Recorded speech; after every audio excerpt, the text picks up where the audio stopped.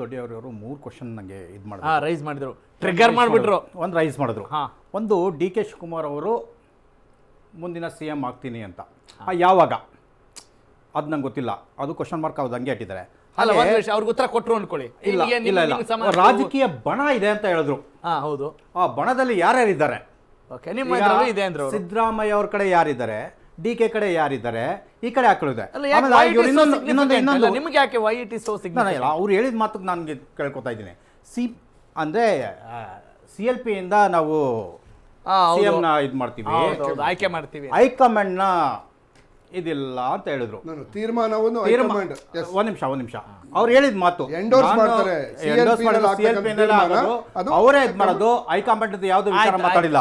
So ಅದಾದ್ಮೇಲೆ ಬೀದಿಲ್ ನಿಂತ ಜನಗಳು, ಬೀದಿಲ್ ನಿಂತ ಜನಗಳು ಹಾಗಾದ್ರೆ ಓಟ್ ಹಾಕಿರೋರೆಲ್ಲ 7 ಕೋಟಿ ಜನಗಳೆಲ್ಲಾನು ಏನು ಬೀದಿಲ್ ನಿಂತಿದ್ದಾರಾ? ದೊಡ್ಡೇರಿಯವರು ದಯವಿಟ್ಟು ಇದು ಕಾನ್ಸರ್ ಮಾಡೋಕ್ಕೋ, ಬೀದಿ ನಿಂತಿರೋರು ಯಾರು ಬಂದ್ಬಿಟ್ಟು ಓಟ್ ಹಾಕೋದಿಲ್ಲ ಅಥವಾ ಇದೇನು ಮಾಡೋದಿಲ್ಲ. ನೀವು ಯಾರು ನಿಮ್ಮ ಈಗ CM ಆಗಿದಾರೋ ಅವರೆಲ್ಲ ಊಟಿ ಇದೇ ಜನರ ಹತ್ರ ಓಟ್ ಕೇಳಿರೋದು, ಇದೇ ಜನರು ಇವತ್ತು ಓಟ್ ಹಾಕಿರೋದು. ನಿಮ್ಗೆ ಕೈ ಮುಗಿತಾರೆ, ಕಾಲು ಬೀಳ್ತಾರೆ, ಇನ್ನೊಂದು ಕೇಳ್ತಾರೆ, ಇನ್ನೊಂದು ಮಾಡ್ತಾರೆ. ಇದೆಲ್ಲ ಮಾಡೇ ನೀವು ಕುತ್ಕೊಂಡಿರೋದು. ನೋಡಿ, ನಿಂತಿರೋ ಜಾಗಕ್ಕೆ ಕರ್ನಾಟಕದ ಜನತೆ ಪರವಾಗಿ ದೊಡ್ಡೇರಿ ಅವರು ಈಗಲೇ ಕ್ಷಮಾಪಣೆ ಕೇಳಬೇಕು, ಕ್ಷಮಾಪಣೆ ಕೇಳಲೇಬೇಕು. ಗೊತ್ತಾಯ್ತಾ? ಇಲ್ದೇ ಯಾವ ಮುಖ ಇಟ್ಕೊಂಡು ಇವ್ರು ನೆಕ್ಸ್ಟ್ ಎಲೆಕ್ಷನ್ಗೆ ಹೋಗ್ತಾರೆ? ಯಾವ ಜನ ಹತ್ರ ಹೋಗ್ಬೇಕು ಇವರು? ನಿಮ್ಗೆ ಖುಷಿನೇ ಅಲ್ವಾ? ನಿಮ್ಗೆ ಪ್ಲಸ್ ಪಾಯಿಂಟ್ ಆಗ್ಬೋದಲ್ಲ ಅವ್ರು ಹಂಗಿದ್ರೆ? ಅಲ್ಲ, ನಮಗ್ ಖುಷಿ, ನಾವಿಲ್ಲ ಅಂತ ಹೇಳ್ತಲ್ಲ, ಬಟ್ ಆದ್ರೂ ಕ್ಷಮಾಪಣೆ ಕೇಳ್ಬೇಕು ಅವರು ಜನಗಳ ಹತ್ರ. ಆಯ್ತಾ? ಬೀದಿ ನಿಂತಿದ್ದ ಜನಗಳು ಅವ್ರ ಇಂಟೆನ್ಷನ್ ಕೇಳ್ಕೊಂಬೇಡ. ಅವ್ರದೇನ್ ಇಂಟೆನ್ಷನ್? ನಾನು ಹೇಳಿದ್ದು ಬೀದಿಯಲ್ಲಿ ಬಿಜೆಪಿ ನಾಯಕರುಗಳು ಬಂದು ಕೇಳುವಂತ ಅಸಂಬದ್ಧ ಪ್ರಶ್ನೆಗಳಿಗೆ ಉತ್ತರ ಕೊಡಲ್ಲ ನಾವು ಅಂತ ಹೇಳಿರ್ತಾರೆ.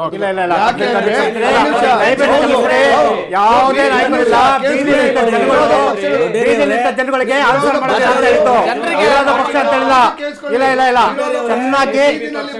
ಚೆನ್ನಾಗಿ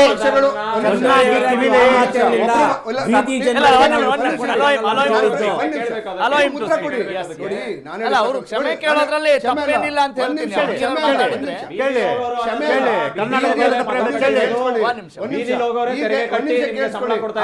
ಒಂದ್ ನಿಮಿಷ, 7 ಕೋಟಿ ಕನ್ನಡಿಗರಲ್ಲಿ ಯಾರು ಬಿಜೆಪಿ ಫಾಲೋವರ್ಸ್ ಇದ್ದಾರೆ? ನಾನು ಪೂರ್ತಿ ಮುಗಿಸಕ್ ಬಿಡಿ. ಬಿಜೆಪಿ ನಾಯಕರುಗಳು ಯಾರಿದ್ದಾರೆ, ಬಿಜೆಪಿಯ ಮನಸ್ಥಿತಿ ಯಾರಿದ್ದಾರೆ, ಅವ್ರ ಮಾತ್ರ ಈ ಪ್ರಶ್ನೆ ಕೇಳಿದ. ಯಾಕೆಂದ್ರೆ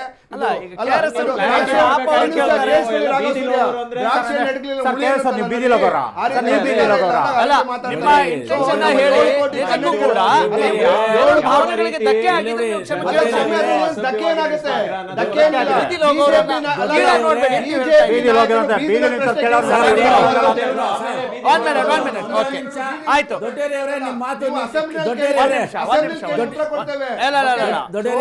ಅಸೆಂಬ್ಲಿ ಜನ ನೋಡ್ತಿರ್ತಾರೆ, ಜನ ಹೈಕಮಾಂಡ್ ಅಂತಿರ್ತಾರೆ. ನಾಯಕತ್ವ ಬದಲಾವಣೆ ಬಗ್ಗೆ ಲಾಸ್ಟ್ ವೀಕೆಂಡ್ ಮಲ್ಲಿಕಾರ್ಜುನ್ ಖರ್ಗೆ ಅವರು ಕ್ಲಿಯರ್ ಆಗಿ ಹೇಳಿದ್ದಾರೆ. ನೀವು ಕೂಡ ಅದನ್ನ ನೀವು ಲೈವ್ ಕೂಡ ಮಾಡಿದ್ರಿ.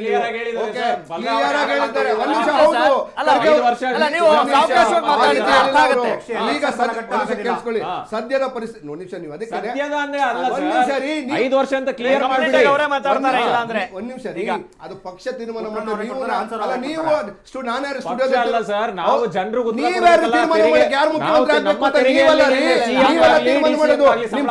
ನಿಮಿಷ ನಿಮ್ ಪಕ್ಷ ಬಂದಾಗ ತೀರ್ಮಾನ ಮಾಡಿ. ನಮ್ಮ ಪಕ್ಷ ಒಂದ್ ನಿಮಿಷ ಕೇಳಿಸ್ಕೊಳ್ಳಿ,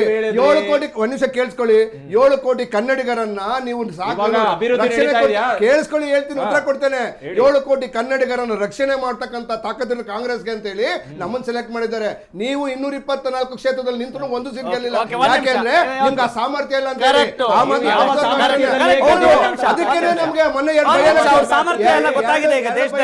ಗೆದ್ದಿರೋದು.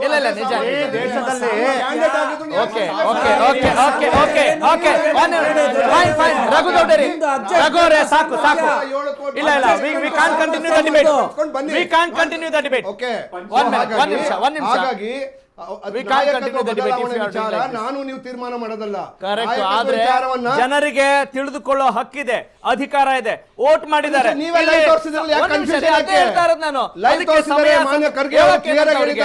ಮೊನ್ನೆ ಖರ್ಗೆ ಅವರು ಕ್ಲಿಯರ್ ಆಗಿ ಹೇಳಿದ್ದಾರೆ, ಆಡಳಿತವನ್ನು ಹೈಕಮಾಂಡ್ ತೀರ್ಮಾನ